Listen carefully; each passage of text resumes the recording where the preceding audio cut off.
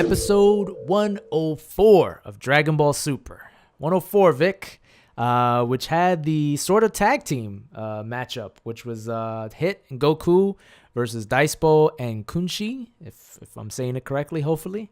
And this is what I like to call kind of like a solitaire episode, where basically this match was the only thing that was happening in this episode.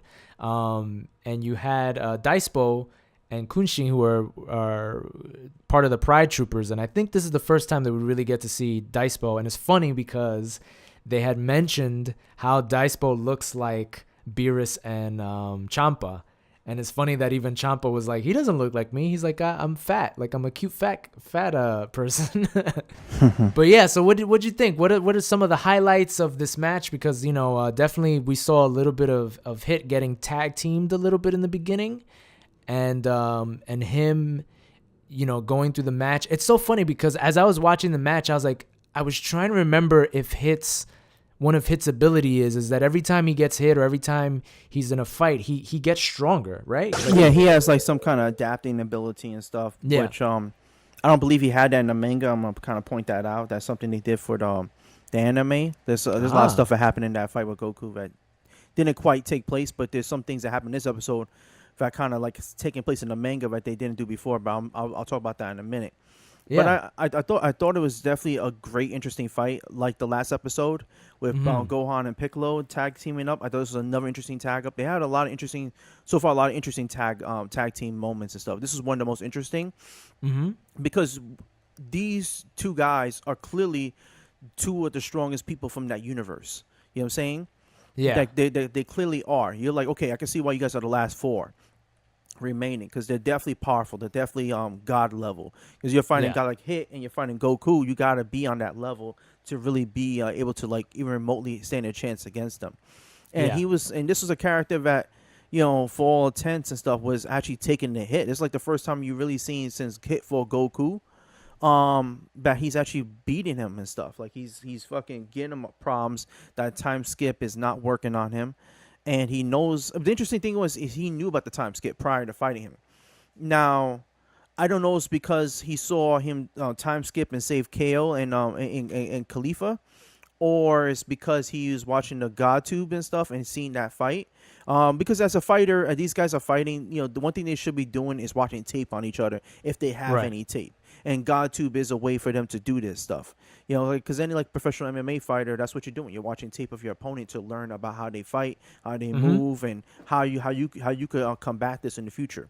So maybe that's what it was. But also it was his ability too, right? His ability was the ear. He was able to sense. Yeah, he's able. He has some super hearing sensibilities, which is interesting, because I don't know if he has it and Champa and Hit and Beerus has it. I don't know if that's something unique to their race or just something unique just to him. But he has that. He has that powerful hearing, and also his increased speed. It's funny because the Pride Troopers are similar to the Ginyu Force in their poses, and also a lot in their abilities too, because his ability is similar to Berta's ability. To Berta, yeah. Yeah, because Berta they said that he was arguably the second fastest person after Frieza. And this guy here is considered the most the fastest person himself. Now I don't know if he's quicker than Garen, but we'll find out in the future. But it's interesting to see him use that speed, and that's how he was being hit. It's like you could stop, you could do time skip and all that shit. That's nice, but I'm just gonna hit you with pure fucking speed and shit. Speed force, yeah. Yeah, and speed kills. So it's interesting to see the Flash versus him and stuff in that sense. Yeah, pretty much. That's what I was thinking too. Is like he has kind of like Flash powers. He's like, look, I'm gonna be super fast, super punches. I'm gonna be able to make you think about movement because I'm that fast, that quick. So yeah, it was. Now the only thing he didn't have was he wasn't as a smart a tactician and strategist as Hit is, because Hit was playing him and baiting him the entire time. Yeah. I like what Hit was doing. He actually used like kind of reverse time skip to actually trick him to ring himself out, because he knew that he couldn't really keep up with him in that sense. Yeah. You know what I'm saying, with his speed and stuff. So he had to go out there and kind of trick him and stuff and bait him into a certain situation, which I thought was interesting and stuff. And he would have gotten eliminated had it not been for his teammate and stuff who saved his ass. Yeah, Kunshin, yeah. Who had an interesting ability too. I wasn't really too impressed with him. I mean, I was definitely impressed the level of what he's fighting these characters at. I mean, he's fighting somewhat on God level, but he's not really God level himself. He's definitely, I say, probably like on a Super Saiyan type 3 level, possibly 4, whatever, even though 4 doesn't exist in Super.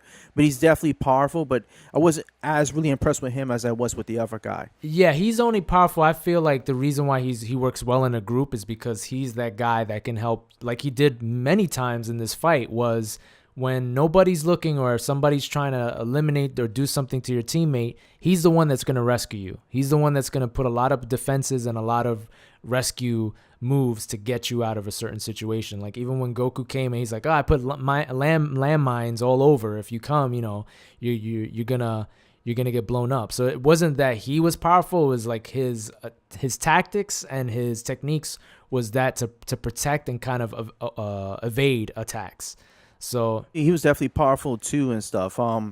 Yeah, I mean, but he was definitely the 4th strongest. You know what I'm saying? But yeah, he wasn't as powerful as the other ones. Like, and Goku that's what I mean. Wasn't really like Goku was interested in fighting him and stuff in a sense, like to see how strong he could be. But he wasn't really too impressed himself with his ability, because when Hit was telling Goku to watch out for that for some of his techniques, Goku was like, "Fuck that! I just fucking power right through it. I'll just power through it." Yeah. Yeah, and that's exactly what he did. That's what I said. Right, he's not on that God level and stuff, but he could contend with these guys, and he got eliminated for that reason. You know, but as far as this other guy, he was a very interesting fight, because even when Goku was fighting him and stuff, I thought that was an interesting also switch up with the fight, because now you see how Goku's fighting him. Goku doesn't have time skip. Goku can't do certain things that Hit could do in the fight, but Goku fought him the way he would and stuff. And Goku realized that with this guy's movements, yes, he has speed, but he doesn't. His angles of attacks aren't as crisp as what his speed is. And Goku used that as his advantage. He's like, "Oh, your movements are too angular and stuff." And Goku's able to read movements like that. So Goku was able to go out there and essentially just go ahead and fight him toe to toe. And he was using, the thing I thought was most interesting was he was using Red, Super Saiyan Red, Super Saiyan God, which is the original one they kind of debuted in all this, because I thought it was interesting because they explained also yet again that Super Saiyan Red doesn't conserve as much energy as Blue.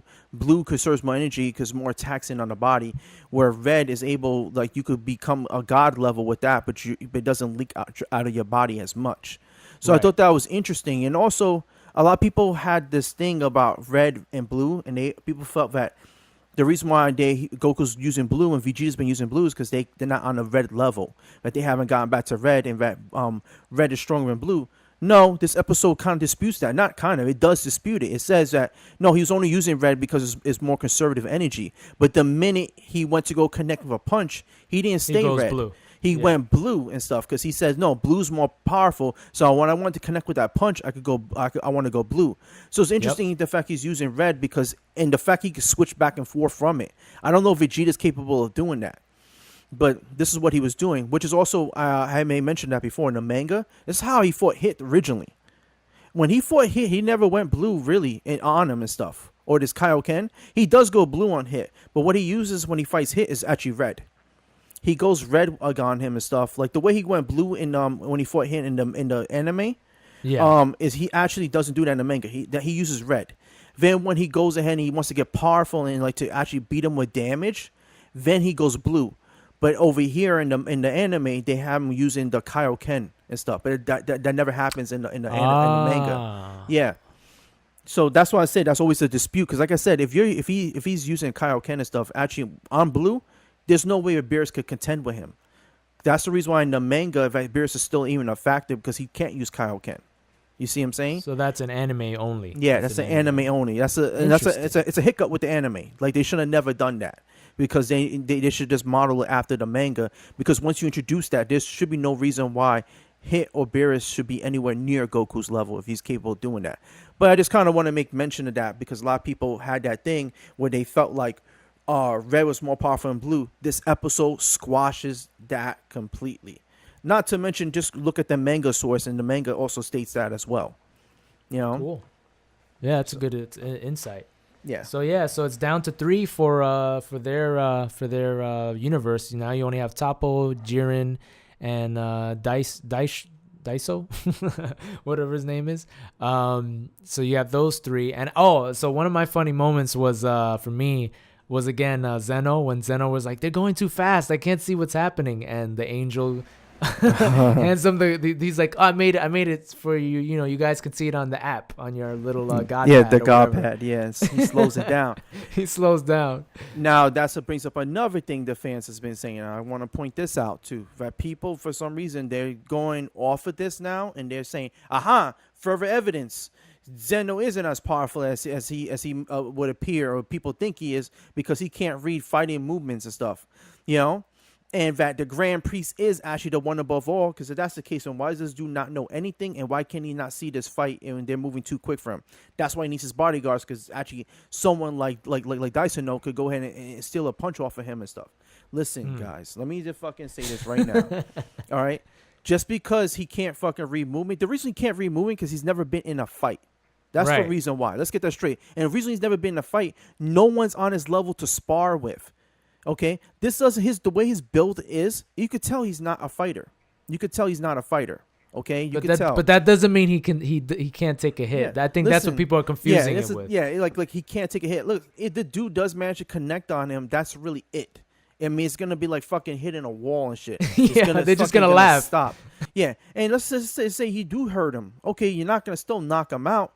You know what I'm saying? Let's just say on the off chance you do, which is not gonna happen. Let's say in the off chance he does connect.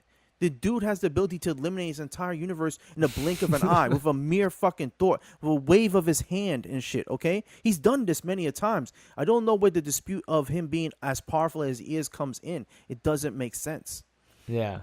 But I know people are going off of this because I see the fucking, you know, everybody making their videos and fucking going out there and pointing this out as like this series of fucking evidence on like discrediting the man.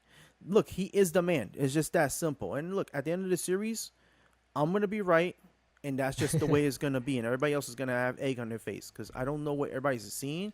But all I seen was a guy who's never been in a fight before, who's not accustomed to that. It's the same way with Gohan. When Gohan first appeared and stuff, and he was watching the Saiyaman fight fucking Yamcha. Gohan couldn't was having a hard time following the fight.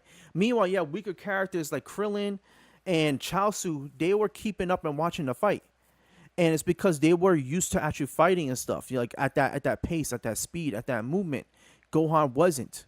You know what I'm saying? So as the fight was going on, then Gohan started going ahead and picking up their speed and moving and whatnot. And after that, he had no problems or issues doing that.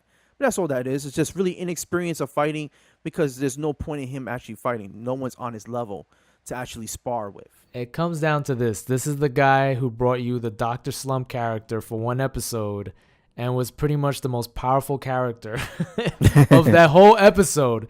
This is the guy who loves to make kids powerful and loves to have silly little characters be very strong. He's not Naruto. He's not the creator of all this big conspiracies and who's lurking in the shadows and who's really doing what. It is what it is. The kid is powerful. That's who is your above all. So I just find it funny whenever I see that. I'm just like, no, it's just a comedy. Like the whole point of that was to make you laugh. The fact that he's watching a slow-mo like you would in a fight. Like if you watch a sumo wrestling fight or any fight, they're showing it in slow-mo, and that's the joke. The joke of that was the whole purpose of that scene, is to include a joke about slow-mo and to further promote the ridiculousness of having an iPad for a god. Yeah. It has nothing else to do with any conspiracies or anything like that. It's just another joke. It's just a joke. An opening That's all for a joke. it is. That's it. Yeah, it was just a fucking gag. Imagine this dude as It's a powerful gag. as he is has to fucking do this shit. You know what I'm saying? Exactly. That's the joke. That's the joke. So with that being said, looks like, you know, the Topo and Girin and Daiso, they're going to have to be careful. There's only 3 of them left. And we're going to see what's going to happen. It's going to be, we're getting close. We're getting close to the end of this whole saga. Yeah, I mean, it's definitely interesting. And I like the fact they kept Dyson left because now they make some interesting matches in the future. The rematch with him, Yep. Goku's excited to want to fight this guy all out. And who knows who else this character might fight. Maybe it's Gohan. Who knows? Yeah. So we'll just have to wait and see. But that'll do it for this episode. Don't forget to like, comment, share, subscribe. And as always, follow us on Twitter at KAMEHAME Now. Thanks for listening, and we'll see you next time.